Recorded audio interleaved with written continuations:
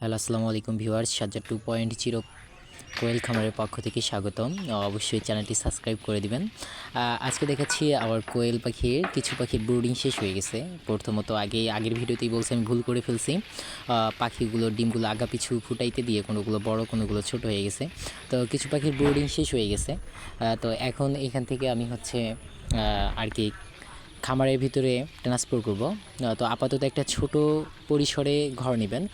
সেখানে অবশ্যই এখানে যেহেতু 100°C তাপমাত্রায় দিচ্ছে 100 বাচ্চার জন্য 100°, অবশ্যই একদম যদি বাল্ব থেকে সরাই দেন তাহলে পাখিটা হুট করে অসুস্থ হতে পারে। ওই জন্য আপাতত 60 পাওয়ার দিতে হবে। একটা খাঁচার ভিতরে 60 পাওয়ার দিয়ে 2-3 দিন 60 পাওয়ারে রেখে তারপর 25 পাওয়ারই বাল্ব দিবেন। এরপর লাইট অফ করে দিলেও আর প্রবলেম হবে না।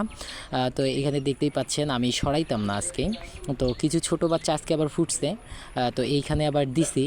আর আমি হচ্ছে প্লেন শিট বা হচ্ছে বাঁশের খাঁচা দিই না, অনেকে ইউটিউবে দেখায়। তো এগুলো দিলে কি হয়, ওই ভিতরে গ্যাস হয়ে যায়, গ্যাস হওয়ার কারণে অনেক গন্ধ ছড়ায়, এতে পাখিরও সমস্যা হয়। এই জন্য আমি কষ্ট করে কিছু বস্তা নিয়ে এই কাজটা করছি। আর অবশ্যই এরকম ভিডিও পেতে সাবস্ক্রাইব করে দিবেন।